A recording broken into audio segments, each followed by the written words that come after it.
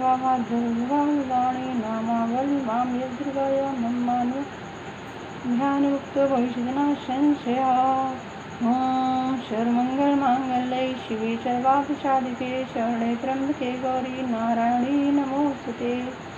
या देवी सर्वभूतेषु दयारूपेण संस्था नमस्तस्यै नमस्तस्यै नमस्तस्यै नमो नमः। या देवी सर्वभूतेषु बुद्धिरूपेण संस्था नमस्तस्यै नमस्तस्यै नमो नमः। ओम सतीशा देवप्रीता भवानी भवमोचनी आर्या दुर्गा जयजाता त्रिनेत्रा शूलधारिणी पिनाकधारिणी चित्राचनघंटा महाद्वाग्नवुद्रहंकारा चतुरूपा जिताजिति सर्वमंत्रमयी सत्या सत्यानंद स्वरूपिणी अनंता भावनी भाव्या भव्या सदागति सांभवी देव माता जा चिंता रत्न प्रिया सदा विद्या दक्ष कन्या दक्ष यज्ञ विनाशनी वर्णानेक वर्णाजा पाटला पाटलावती पटाम्बर परिधाना कलमज्जी रजनी हमें विक्रमा क्रूरा सुंदरी सुसुंदरी वंदुर्गा च मातंगी मतंग मनु पूजिता ब्राह्मी महेश्वरी चंद्री कौमारी वैष्णवी तथा चामुंडा च वाराही लक्ष्मी पुषाकृति हुलोत्कर्षि ज्ञानाक्रिया नित्या च बुधा बहुला बहुल प्रेमा सर्वान् वाहनान् शुम हन्नी महिषासुर मर्दनी मधुगर्डभ हंद्रे चंडमुंड विनाशिनी सर्वासुर विनाशा च सर्वदानव घातनी सर्वास्त्र धारणी अनेक शस्त्र हस्ता च अनेक धारणी कुमारी च कन्या च कशोरी युवती यदि अपराणा च प्रबलदा महोदरा मुक्तेजी घोर का महाबला अग्नि कालदास शत्रुषि नारायणी भद्रकाली विष्णु माया जलोदरी शिवदूती कराली च नंदा परमेश्वरी कात्यायनी च सावित्री प्रशा ब्रह्मादनी या इदं प्रकटेन तं दुर्गा नाम शास्कन्ना शाब्दं विददेवी श्लोकजी भगवती धन्दानं हस्तिन्मो च चतुर्गं तथान्ते लवेन मुक्तिं च शास्त्रीं कुमारीं पूजयित्वा द्वाता देवीं सुरेतरीं पूजयेत् भर्या भक्त्या पठेनं शास्त्रं तस्सिद्धिर्वेदि देवी सर्वैश्वर्यं राजानुदासं यान्ति राज्ये सर्वमाप्नुयात् गौरोजनालक्तं कुङ्कुमेन गुरुकर्पूरमन्त्रैर्लिखियन्त्रं विघ्नाविदिग्यो भविष्यतधार्ति प्राणिभवशनशामग्रे चन्द्रे सदृशां गदे लिखितप्रीति स्तोत्रं शा भवेत् समदां पदं दुर्गा मैया की जय। यहाँ पर उपस्थित सभी भक्तों को मेरा प्रणाम। संत समागम और हरि कथा तुलसी दुर्लभ दोए सुत दारा और लक्ष्मी पापी के भी हो। तो संतों का समागम भगवान की कथा यही संसार में दोनों चीज़ें दुर्लभ है। बाकी सुत यानी पुत्र लक्ष्मी और पत्नी यह तो पापियों के भी होती है। इतना कठिन काल चल रहा है, कोरोना काल, बाहर कोई निकल नहीं सकता है। इस समय को बहुत ही अच्छी तरह से हम लोगों को प्रयोग करना चाहिए। इस समय को हम लोग अपना अति उत्तम समय भी बना सकते हैं। इसी समय के द्वारा अपना आने वाला कल और परलोक दोनों संवार सकते हैं। तो भगवान की कृपा से हम लोगों को यह भजन और सत्संग प्राप्त हुआ है माता की इच्छा से।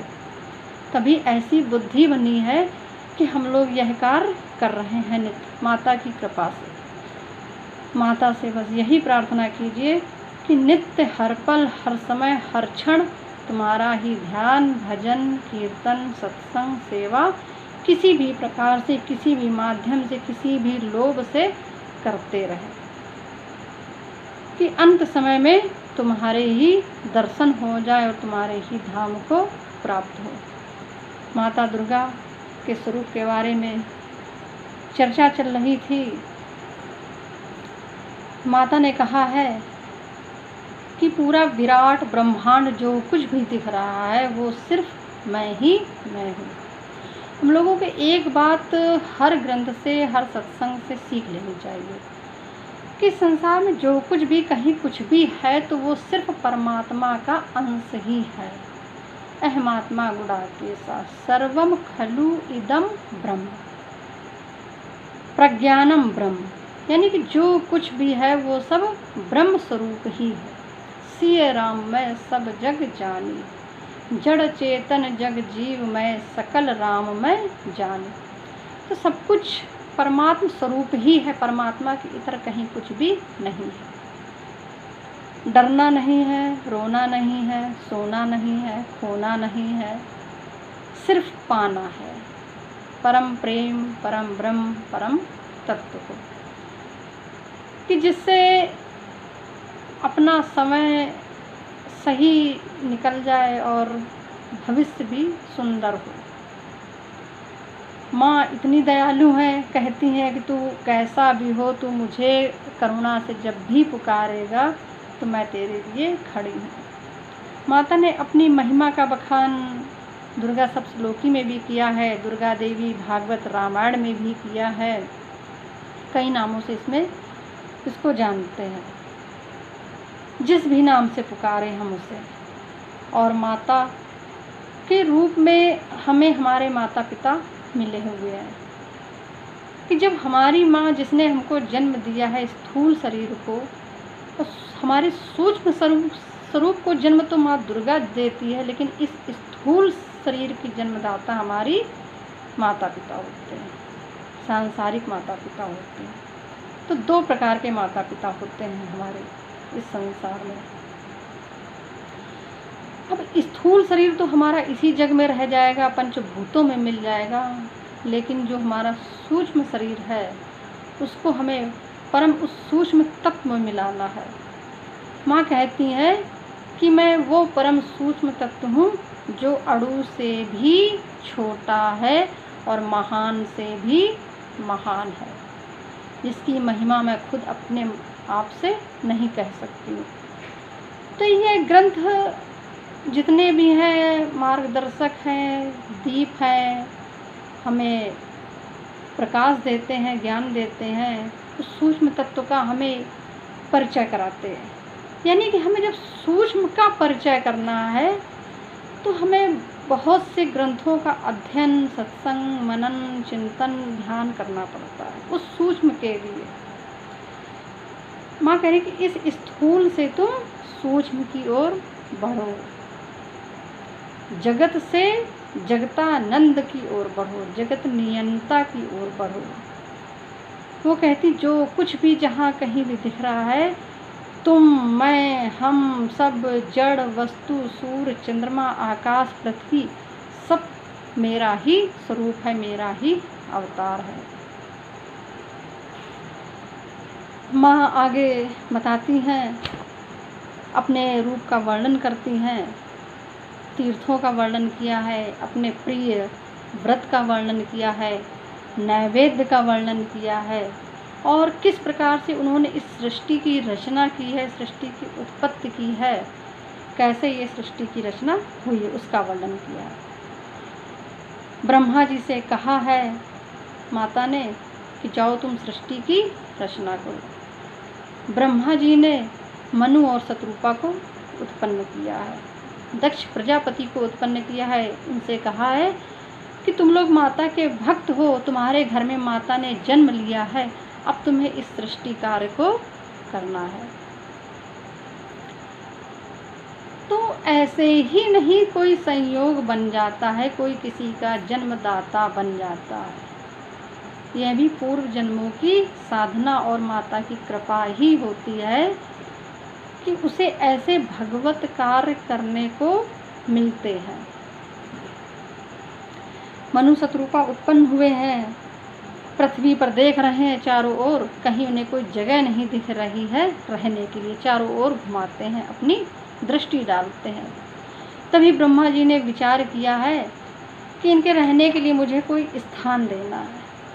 जैसे ही उन्होंने विचार किया है, उनके दाएं नथुने से एक वाराह भगवान प्रकट हो गए हैं, वाराह रूप में, सूकर रूप में, क्योंकि इस पृथ्वी को हिरण्याक्ष राक्षस मुंह में दबा करके रसातल में ले गया था। उसने स्वर्ग आदि लोकों में हाहाकार मचा रखा था, अपना ही आधिपत्य जमा लिया था। पृथ्वी माता का उद्धार करना था, जीवों के लिए स्थान देना था रहने के लिए। वाराह भगवान आते हैं, उनका हिरण्याक्ष से युद्ध होता है और युद्ध के पश्चात जो है वो पृथ्वी को ऊपर ला करके स्थित कर देते हैं। पृथ्वी माता ने उनकी स्तुति की है। सर्वमंगल मांगल्ये शिवे सर्वार्थ साधिके शरणे त्र्यंबके गौरी नारायणी नमोस्तुते। शांताकारं भुजंगशयनं पद्मनाभं सुरेशं विश्वाधारं गगनसदृशं मेघवर्णं शुभांगं लक्ष्मीकान्तं कमलनयनं योगिहृदयानगम्यं वंदे विष्णु भवभयहरं सर्वलोकैकनाथं। वंदे जगद्गुरु। माता ने इस प्रकार से स्तुति की है। पृथ्वी माता ने फिर दुर्गा माता बताती हैं कि सत रज तम तीनों गुणों से मैं युक्त हूँ और तीनों गुण मेरे अंदर हैं, लेकिन मैं इनमें नहीं हूँ।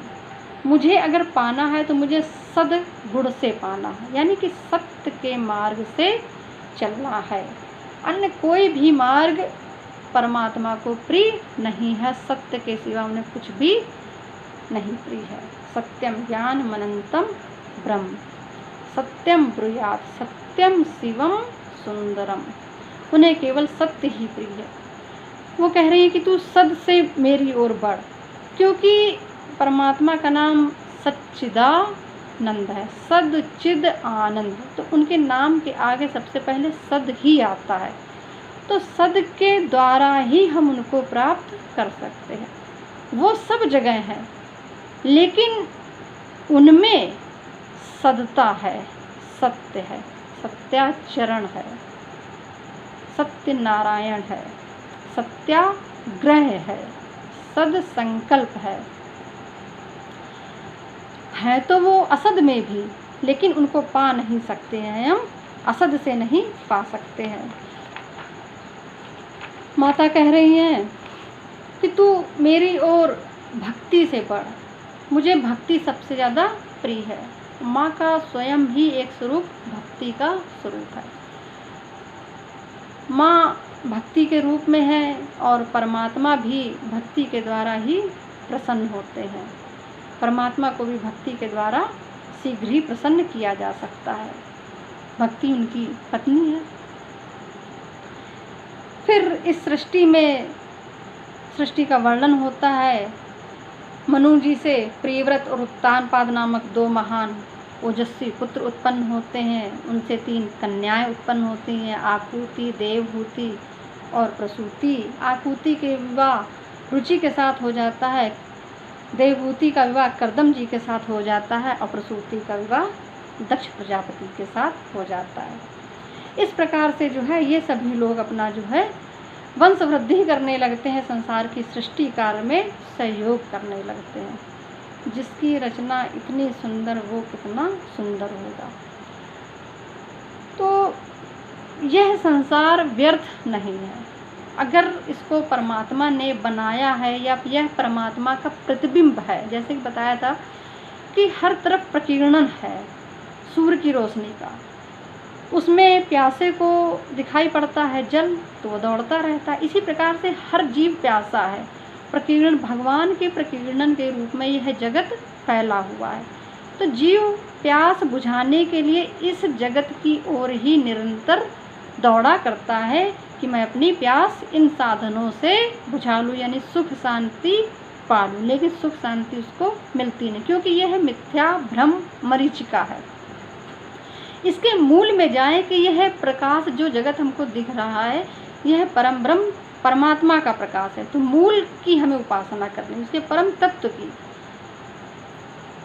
तो जिन माताओं ने भगवान को भी जन्म दिया है उनको भी अपने पुत्र की उपासना पूजा करनी पड़ी है। जैसे कि देवहूति जी ने कपिल मुनि को जन्म दिया। कपिल मुनि भगवान के अवतार थे, सांख्य शास्त्र के प्रणेता है। वो पैदा होते ही योगी बन गए। उन्होंने संसार की ओर कतई भी आकृष्ट नहीं हुए। माता ने उनकी शरण ली और उनसे ही जो है अपना उद्धार किया। उनसे सांख्य शास्त्र सुना है, उनसे सत्संग सुना है, उनसे ज्ञान प्राप्त किया है। ज्ञान प्राप्त करते करते उन्होंने अपने सारे मलों को, सारे रोगों को, सारे दुखों को और भ्रमों को उन्होंने शांत कर दिया है। तो जिसने भगवान को भी जन्म दिया है उसको भी सत्संग सुनना चाहिए। सत्संग उसने भी सुना। तो हम जीवों की क्या बिसात है, तो क्या निरंतर हमको सत्संग नहीं करना चाहिए? तो यही सत्संग की महत्ता है। सत्संग आजकल लोग एक दूसरे भाव से लेने लगे हैं, कुछ गलत तरीके से, या उस चीज़ को नहीं, उसकी गरिमा को समझ रहे हैं। तो बताया है कि हरि कथा और सत्संग केवल दुर्लभ है, ये सबको नहीं प्राप्त होते हैं। जीव का मन ही नहीं बढ़ता है, जो पापी है उनका मन ही नहीं लगेगा परमात्मा में, वो परमात्मा की ओर बढ़ेंगे ही नहीं, वो परमात्मा की बात सुनना ही नहीं चाहेंगे। संसार की उनसे सारी बात करा लो, वो सब करेंगे। आगे महाराज प्रियव्रत जी का आख्यान आता है। राजा महाराजा प्रियव्रत हुए हैं पृथ्वी पर, जैसे कि उनके नाम से ज्ञात होता प्रिय व्रत। तो उन्होंने प्रियता का व्रत लिया। उन्होंने कहा कि हर वस्तु, हर जीव परमात्मा का है, तो मुझे हर कोई परमात्मा के समान प्यारा है। तो उन्होंने इस संसार को उपयोग किया है, योगी बने हैं वो भोग नहीं किया, भोग में नहीं रमे हैं। उन्होंने अपने 7 पुत्रों को इस पृथ्वी पर 7 द्वीप बनाए, 7 समुद्र बनाए, और उनको जो है अपने पुत्रों में बांट करके वो योग मार्ग पे चले गए। उन्होंने कतई भी जो है एक भी इंच भूमि का टुकड़ा नहीं लिया है, सर्वस्व दान कर दिया है और अपने वैरागी हो गए। उन्होंने इतना बड़ा सत्संग किया, अपने पुत्रों को समझाया, पुत्रों को ज्ञान दिया, और उसके पश्चात उन्होंने खुद कहा कि केवल एकमात्र परमात्मा ही भजन के योग्य है। तुम केवल परमात्मा का भजन करो, परमात्मा का भजन करो। इस प्रकार से 7 समुद्र बनाए, 7 पुत्रों को उन्होंने बांट दिए। पृथ्वी पर विभिन्न द्वीपों का वर्णन आता है, किस प्रकार से द्वीप बने, किस प्रकार से समुद्र बने, उनमें क्या क्या था उन समुद्रों में। फिर सुमेरु पर्वत का वर्णन आता है कि सुमेरु पर्वत में 9 पुरियाँ थी देवताओं की, जिसमें देवता लोग रहते थे। वहीं से माता गंगा भी निकली हैं, उनका प्राकट्य हुआ है। माता गंगा की विशेष महिमा है इस पृथ्वी पर। और कलयुग में माता गंगा 5000 वर्ष तक पृथ्वी पर रहेंगी, इसके पश्चात ये अपने लोक को चली जाएंगी। तो कई कथाएं प्रचलित हैं कि माता गंगा भगवान विष्णु के अंगूठे से निकली। जब वामन भगवान के रूप में पृथ्वी पर आए थे अवतार लेकर के भगवान विष्णु, तो राजा बलि ने 100 यज्ञ करे थे, तो उसके यज्ञ में वो दान मांगने गए थे पृथ्वी। तो वहाँ पर जब उन्होंने तीसरे पग से उस आकाश अंतरिक्ष को नापा है, तो वहाँ पे अपना पैर पहुँचाते हुए ब्रह्मलोक में उनका पैर पहुँच गया। और उस ब्रह्मलोक में जब पैर पहुँचा है, तो वहाँ पर उनके अंगूठे से जल निकला है। उसी जल को ब्रह्मा जी ने अपने कमंडल में रख लिया है, वही गंगा जल बन गया, और उसी जल से भगवान के पैरों को धोया है। तो देखिए, इंसान का बनाया हुआ कुछ भी नहीं, जो कुछ है परमात्मा ने बनाया है, और परमात्मा की बनाई हुई चीज़ ही परमात्मा को हम प्रयोग करते हैं। यानी कि गंगा जल भी उन्होंने बनाया, फिर उसी गंगा जल से ही उनके पैर प्रक्षालन किए और चरणोदक पिया। एक और कथा आती है कि गोलोक में श्री कृष्ण भगवान सभी देवी देवताओं के साथ बैठे हुए रमण कर रहे थे, वाद संगीत सुन रहे थे, कि तभी देवी सरस्वती ने इतना मधुर संगीत बजाया है कि उस संगीत में सभी खो जाते हैं। और जैसे ही सब खोते हैं, सब द्रवीभूत हो जाते हैं, तो वहाँ सब जल ही जल हो गया है। तो वो भी श्री कृष्ण भगवान का देह रूपी, शरीर रूपी चरणामृत है गंगा जल। यानी कि भगवान ने स्वयं अपने शरीर को गंगा जी के रूप में रख गए हैं। ओम नंदिनी नलिनी सीता मालती चा महापगा विष्णु पादाब्ज संभूता गंगे त्रिपति कामनी भागीरथी भोगवती जानवी त्रिदेशरी द्वादशतानि नामानि यत्र यत्र जलाशयो तत्र तत्र वशाम्यम। तो माता गंगा के ये नाम जो भी ले लेता है, तो जहाँ जहाँ पे जल होता है वहाँ पर वो आकर के वास करने लगती हैं। पाप हारिणी हैं, पापों को नष्ट करती है। गंगा तब दर्शनात् मुक्ति, गंगा तुम्हारे दर्शन मात्र से जीवों की मुक्ति हो जाती है। जो कहे गंगा गंगा वो न रहे भूखा और नंगा। तो माता जो गंगा गंगा पुकारा करता है वो कभी भूखा और नंगा नहीं रह सकता है। वरुण देवता यानी जल भी उनमें रहता है, तो जल वरुण देवता संतान का प्रतिपादक होते हैं, संतान देने वाले होते हैं। इसीलिए गंगा जी जो है शीघ्र प्रसन्न हो जाती हैं और पुत्र प्रदान करती हैं। तो मन चाहे इच्छा इस लोक की हो या किसी भी लोक की इच्छा हो, सारी